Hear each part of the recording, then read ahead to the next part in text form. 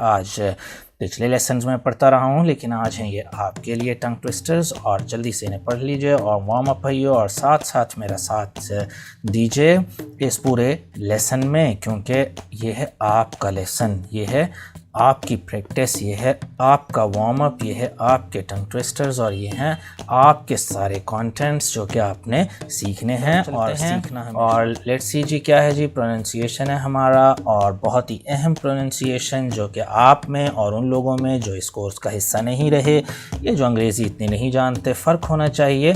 तो ये लीजिए जी, ये है घर आपका, होम स्वीट होम जैसे बोलते हैं, लेकिन जनाब होम नहीं, आप जैसे मैंने बोला होम, ये सिंपल बिल्कुल उर्दू प्रोनाउंसिएशन है, इंग्लिश प्रोनाउंसिएशन आप बोलेंगे, ज़रा गौर कीजिएगा, होम होम यानी होम होम, समझ रहे हैं ना, ये दो आवाज़ें हैं, ये ओ जो है यहाँ एक आवाज़ नहीं है, इसे ग्लाइडिंग साउंड्स कहते हैं, इंग्लिश के स्टूडेंट जानते हैं, इसे हम कहते हैं डिफ्थोंग।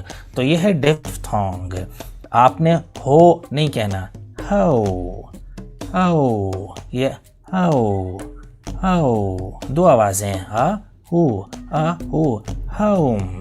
जल्दी में बोलते हैं तो I am at my home home, ऐसे पता नहीं चलता जब अंग्रेज़ बोलते हैं तेज़ी से, लेकिन आपको पता ज़रूर होना चाहिए, आप बोलने की प्रैक्टिस करेंगे तो ऑब्वियसली आप भी बोल पाएंगे होम। अब ज़रा फ़र्क देखिए, अब बताइए कौन सा ठीक है, होम होम, पहले वाला ठीक है, आपने ठीक गेस किया। आइए दूसरा इससे मिलता जुलता वर्ड इंग्लिश में जो हम बोलते हैं, डब्ल्यू साइलेंट है ऑब्वियसली, तो हम इसे बोलेंगे होम।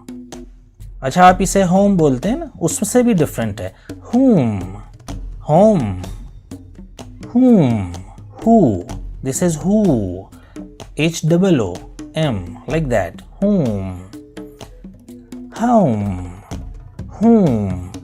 होपफुली जी अच्छा लगा आपको, नई चीज़ें सीखी हैं आपने। आइए जी लिसनिंग एक्टिविटी की जानिब चलते हैं, और लिसनिंग एक्टिविटी हम ऐसे नहीं कर रहे, जल्दी से आप पेन कॉपी उठाइए, और मैं बिल्कुल सादा सादा क्वेश्चन कर रहा हूं जो बचपन में आपसे पूछा करते थे आपके अंकल, और वही सवाल मैं आपसे पूछ रहा हूं, और बेहतर यही होगा कि आप मुझे कमेंट बॉक्स में अपना जवाब जो है वो लिखें। तो जल्दी से, कॉपी पेंसिल नहीं उठा रहे तो जल्दी से कमेंट बॉक्स में लिखते रहिए, और अपने अंगूठे को तैयार कीजिए, राइट और लेफ़्ट जिसकी भी आपकी टाइपिंग स्पीड अच्छी है उसको तैयार रखिए और जल्दी से लिखिए। ये लिसनिंग की हमारी एक्टिविटी है, और लिसनिंग में पूछ रहा हूँ जी, एक बार सिर्फ मैं बोलूँगा, आपने जल्दी से कमेंट कर देना है, और बिल्कुल सादा क्वेश्चन, मिसाल के तौर पे आपसे पूछा गया अंग्रेज़ी में पहला सवाल हमेशा से वो यही है, what's your name, next, what date is today, number 3 date, जी ये मैं फ़र्क बता रहा हूं क्योंकि, और नेक्स्ट क्वेश्चन है जी, व्हाट डे इज टुडे, और what's the day today, how many brothers and sisters you are, how many brothers and sisters you are। जी होपफुली आप साथ साथ चल रहे हैं मेरे, और सुन रहे हैं गौर से, और कमेंट भी कर रहे हैं। एक्टिविटी है ना, तो इसमें आपका एक्टिव होना ज़रूरी है, ये आपकी एक्टिविटी है। और फिर बताइए जी, whom do you like in your siblings,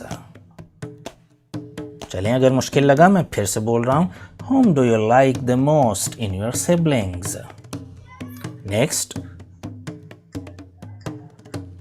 whom do you like the more, your father or mother। सिर्फ सुनना ही काफ़ी नहीं होता, मैं बार बार कहता हूँ, आप IELTS के लिए जाएंगे या टॉफल के लिए जाएंगे तो याद रखिए कि सिर्फ सुनना ही, समझना कि मैं समझ आ गया मुझे एंड दैट्स ऑल नहीं काफ़ी, क्योंकि आपकी एक्स्ट्रा एफर्ट भी चाहिए, आपने कुछ प्रोड्यूस भी करना होता है, तो इसलिए दोनों चीज़ें साथ साथ चलाइए। खाली सुनना शायद बहुत आसान लगे, लेकिन जब आप लिखेंगे और फिर सुन भी रहे होंगे तो आपके ज़्यादा मसल्स और ज़्यादा आपके न्यूरॉन्स एक्टिव रहेंगे, और फिर ही आपके नर्वस सिस्टम का इम्तिहान ट्रायल होगा। ओके जनाब, where do you live, where do you live, next question, is it raining in your area,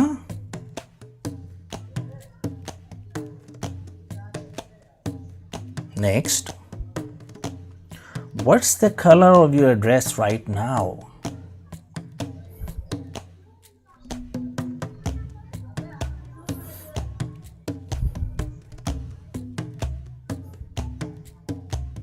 Next, which is the nearest thing that you have right now?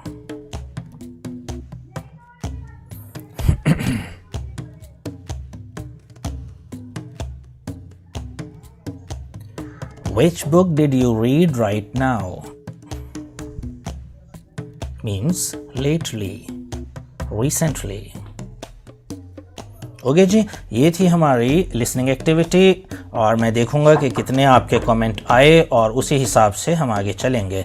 आए जनाब हमारा section number 1 और section number 1 है जी हमारा। Okay जनाब, there are parts of cell phones और mobile phones और उसके जनाब पार्ट्स आप ठीक तरीके से पहले ही जानते होंगे। और ये है जी ईयर पीस स्पीकर। ओके जी, यहाँ पे ईयर पीस स्पीकर आप इसे कहेंगे जो आपके कान पर लगता है और जहाँ से आवाज़ आती है उसे स्पीकर कहते हैं और सही लफ्ज़ ईयर पीस स्पीकर। ठीक है जी, माइक में और स्पीकर में यही डिफरेंस होता है। उसके अलावा जनाब आप आएंगे लॉक बटन पे, that is button not button. ठीक है जी, छोटी छोटी चीज़ें भी साथ रखिए अपने। तो it is not button, it is button, lock button, lock button. And here it is rear camera, not back camera, but it is rear camera. Rear means back, but the right word is rear, rear camera. Volume buttons you know pretty well, battery you know quite well, home button, that is home button, okay, often in the center of the cell phone. Headphone jack, headphone jack, where you plug your headphones in, that is headphone jack. And next there is front camera, you know pretty well, and that's LCD and glass, like you can say LCD or glass, the same thing. And we are also going to differentiate between LCD and LED. Charging dock, charging dock, the right word is charging dock, charging dock. That is loudspeaker or mic. So there's the difference between a speaker and loudspeaker. Okay, there's a sharp difference between loudspeaker and speaker. Mind it, it's earpiece speaker very correctly, and this is mic or loudspeaker. So these are the important parts of cell phone, and there's the difference between LCD. LCD means liquid crystal display, liquid crystal display, and LED, that is light emitting diodes. And that's enough for you because you are students of English, not of some IT or some other syllabus or course. Okay जनाब, आगे चलते हैं, and that's the last word about technology, that is 4K.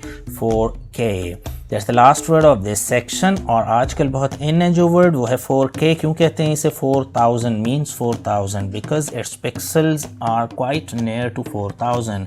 It is why that we call it 4K. That's the latest technology and the latest image resolution pixels. और ये कितने हैं जी?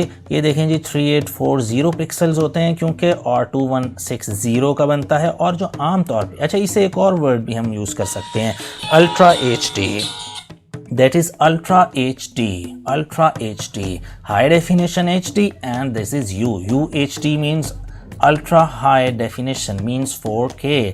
क्योंकि जो नॉर्मली होती थी पहले, वो आपने देखा होगा 1080 पिक्सल्स बाय 720 पिक्सल्स होते थे, लेकिन ये कितने हैं? 3840, 3840, यानी ऑलमोस्ट 4000। तो इसलिए हम इसे 4K पिक्सल्स कहते हैं, जो कि लेटेस्ट है। 4K में LEDs आ रही हैं आजकल, TV LEDs आ रही हैं जो आप देखते हैं, और बिल्कुल बहुत खूबसूरत आपको प्रिंट उस पर मिल जाता है। तो लीजिए जनाब, हमारा नेक्स्ट पोर्शन भी, सेगमेंट भी ताल्लुक़ रखता है मोबाइल वोकैबुलरी से। और देखते हैं जी, ये है बहुत अहम सेक्शन हमारा आज का, जो मैं बता रहा था सबसे अहम सेक्शन आपका, वो ये है मोबाइल वोकैबुलरी का। और आइए जनाब इस पर चलते हैं बगैर इंतज़ार के, और ये आ गया हमारा मोबाइल वोकैबुलरी का सेक्शन। तो जल्दी से शुरू करते हैं जनाब। और ये वर्ड आपके सामने, आंसर, इसको यूज़ करेंगे फ़ोन के हवाले से, देखेंगे चीज़ों को। आई फोन्ड द शॉप। अब देखें फोन्ड वर्ब के भी आ सकता है, आई फोन्ड हिम, यानी ऐसे भी ठीक है, गलत नहीं है। I phoned him, I phoned the shop but nobody answered, so I guess they are closed. मैंने शॉप पर फ़ोन किया लेकिन किसी ने जवाब नहीं दिया, तो मैं समझा वो अब बंद है। ओके जनाब, नेक्स्ट आइए जी, answering machine. Next is answering machine. Leave a message on the answering machine and I'll call you back when I can, answering machine. Okay, that's the new word hopefully. So it can be a recording device जहाँ पर आप कोई भी अपना message छोड़ सकते हैं, उसे कहते हैं answering machine. Next है जी busy. We use busy in American English or engaged in British English. That's the difference between busy and engaged. If you like British English, then you should use engaged. And you like American English, then you can use busy. Okay? If the line is busy, you know the usage already. तो busy signal जी engaged उसी तरह बिल्कुल. Call आप पहले ही जानते हैं, important words हम सिर्फ करेंगे. और caller you know already, conference call. I am having a conference call with some old friends tonight. I am having a conference call. Okay जनाब. नेक्स्ट कॉर्डलेस फ़ोन वो फ़ोन होता है जो लैंडलाइन होता है, लैंडलाइन टेलीफोन होता है, लेकिन आप उसको बगैर तार के थोड़ी देर के लिए इधर उधर फिर भी सकते हैं लेके, उसे कहते हैं हम कॉर्डलेस फ़ोन. नेक्स्ट जनाब dial, and there is a verb, so you can say are you sure you dialed the right number. You dialed the right number means आपने ठीक नंबर मिलाया है. Have you dialed the right number. तो इस तरह practice भी कीजिए. Dialing tone या डायल टोन. ओके जी. आप अमेरिकन पसंद करते हैं डायल टोन, और अगर ब्रिटिश यूज़ पसंद करते हैं तो डायलिंग टोन. हैंग अप है जी. Next hang up. Hang up कभी आपको जी सुनाई देगा, कभी नहीं देगा. हैंग अप भी कह सकते हैं आप. हैंग अप, हैंग अप बिल्कुल ठीक होगा. Hang up, hang up. Hang up का मतलब है फ़ोन रख देना. somebody called but as soon as they heard my voice they hung up. ठीक है जी, they hung up. नेक्स्ट आइए जी, और इसमें आप देखें जी आइकॉन आपको पहले ही पता है, लैंडलाइन भी मालूम है. जो थोड़े से मुझे लगेंगे कि हाँ यहाँ देखें mobile phone, mobile phone American बोलेंगे मोबाइल फ़ोन. उसके अलावा जी सेल फ़ोन, और फिर है feature phone, feature phone. Oh no I left my mobile phone in the taxi. नया वर्ड आया फीचर फ़ोन, क्योंकि फ़ीचर्स इतने ज़्यादा हैं कि हम इसे फ़ीचर फ़ोन, एंड्रॉयड फ़ोन को आप फ़ीचर फ़ोन भी बोल सकते हैं. होपफुली पसंद आया आपको. उसके अलावा है जी पे फ़ोन, पे फ़ोन, फ़ोन बूथ. बूथ हमारे यहाँ मुस्तामिल है. आप पे फ़ोन कह सकते हैं, ज़्यादा अच्छा लगेगा. वो जो बूथ बने होते थे, PCOs बने होते थे, उन्हें पहले होते थे अब कम होते हैं, उन्हें हम पे फ़ोन कहते हैं. There aren't many pay phones left these days. Okay जनाब, यहाँ तक कोई बात हो तो मेरे से पूछते रहिए. अभी तक ठीक चल रहा है. ओके जनाब, एवरीथिंग इज़ गोइंग ग्रेट. और लीजिए जनाब, हम अपने नेक्स्ट वर्ड पर चलते हैं. यहाँ तक हम पहुँच गए थे, और होपफुली जी लास्ट वन आपका मिस्ड कॉल और पे फ़ोन हो गया जी. पिकअप आप पहले ही जानते हैं, the phone rang up and everybody stared at it. Then Maria slowly picked it up. And the last one is return call. Okay जी, कॉल बैक करना हम इस्तेमाल करते हैं. I will call you back. बेहतर है जी रिटर्न अ कॉल यूज़ कर लें, वो ज़रा नया लगेगा. He didn't return my call, he didn't return my call. Okay जी, he didn't return my call. उसने मेरी कॉल का जवाब नहीं दिया और फिर कॉल बैक भी नहीं की. रोबो कॉल, हाँ जी बहुत अच्छा वर्ड है रोबो कॉल, और बहुत इन है. और रोबो कॉल्स वही होती हैं. Most people hate getting robo calls, don't they. बहुत से लोग रोबो कॉल्स पसंद नहीं करते. वो जो ऑटोमेटिक कॉल्स होती हैं ना, ऑटोमेटिक मतलब मैसेज आते हैं जेज़ की तरफ से, आ जाता है कोई 0300 की तरफ से या जोंग की तरफ से, यूफोन की तरफ से ऑटोमेटिक जो रिकॉर्डेड मैसेज चलता है बाद में, उसे कहते हैं robo call. It's just a robo call. तो कहना नहीं हमें आ रहा होता कि हम इस कॉल को क्या कहें, तो हम अब से हम यूज़ करेंगे robo call for those things. Okay जनाब, ये अहम वर्ड्स थे जो कि आपके लिए लिए गए थे. हम यहाँ पहुँच गए हैं, और लीजिए जी हम अपने लास्ट सेगमेंट की तरफ चल पड़े, सेक्शन नंबर 3 की तरफ. ये कॉलेज रिलेटेड वर्ड्स हैं, और कॉलेज रिलेटेड वर्ड्स में सबसे पहले है जी कैंपस. कैंपस जैसे BZU के कैंपस हो सकते हैं, हर शहर में हो सकते हैं. Field on which the buildings of a university are situated. ठीक है जी, a field on which buildings of a university are situated. quad चारों तरफ बिल्डिंग्स हों और बीच में कुछ जगह हो, उसमें आप घूमें फिरें. बिल्डिंग्स के दरमियान कोई ऐसे चौक सा आ जाता है जो खाली जगह होती है, और बाकी हर तरफ बिल्डिंग्स होती हैं, उसे कहते हैं क्वाड. नया लफ्ज़ है, ज़हन में रखिएगा, डॉर्मेटरी. डॉर्मेटरी, ओके जी, dormitory, a college building containing living quarters for students. A college building containing living quarters for students. Students के रहने की जगह है जी कॉलेज बिल्डिंग में, उसे डॉर्मेटरी कहते हैं। ख़ासतौर पे हॉस्टल में भी कोई छोटी सी जगह कमरा उसे भी डॉर्मेटरी कह देते हैं। बर्सर, कॉलेज में जिसके पास पैसे आप जमा करवाते हैं, कॉलेज का खजानची होता है, उसे बर्सर कहते हैं। cum laude with honor, यानी he graduated cum laude, proving that he was a hardworking and honorable student. Okay जनाब, नेक्स्ट है मेजर। आपका मेजर इंग्लिश हो सकता है, जो आपका मेजर सब्जेक्ट हो जिसमें आप बीएस कर रहे हो, और दूसरों को कहते हैं माइनर। ठीक है जी। The principal field, major field of your study, जो आप यूनिवर्सिटी में स्टडी करते हैं उसे मेजर, और माइनर कहेंगे secondary field of academic concentration. Minor subjects आप बहुत सारे पढ़ते हैं। और आखिरी दो वर्ड्स हैं होपफुली जी, वो है प्री रेक्विजिट, यानी कि बीएस के लिए प्री रेक्विजिट है कि आपका इंटरमीडिएट होना चाहिए। इसे कहते हैं प्री रेक्विजिट, यानी प्रायर कंडीशन ऑफ कोर्स और स्टडी के। इस स्टडी में जब आपको एडमिशन मिलेगा, जब इससे पहले आपने ये किया हुआ होगा, उसे कहेंगे प्री रेक्विजिट। एफए के लिए, इंटर के लिए प्री रेक्विजिट मैट्रिक है एटलीस्ट। लिबरल आर्ट्स, बहुत उम्दा लफ्ज़ है। लिबरल आर्ट्स का मतलब है ऐसी स्टडीज़ जो कि आपको जनरल नॉलेज या इंटेलेक्चुअल स्किल्स को प्रमोट करने के लिए कॉलेज यूनिवर्सिटी में रखी गई हों, यानी आप स्पीच आपको तैयार करवाई जाती हो, आपको बोलना, कम्युनिकेशन स्किल्स पर बात करना सिखाया जाता हो, इंग्लिश का कोई कोर्स हो जो आप कर रहे हों कॉलेज में, तो उसको यानी कि आपके मेन सिलेबस से हट के आपकी इंटेलेक्चुअल स्किल्स, आपको मुबाहिसा करना सिखाया जाए, डिबेट करना, जनरल नॉलेज बढ़ाया जाए, उसे हम कहते हैं लिबरल आर्ट्स। तो ये था जी हमारा आज का लेसन। होपफुली आपको पसंद आया होगा। Thank you so much. Will be meeting next इंशाल्लाह। अल्लाह हाफिज़।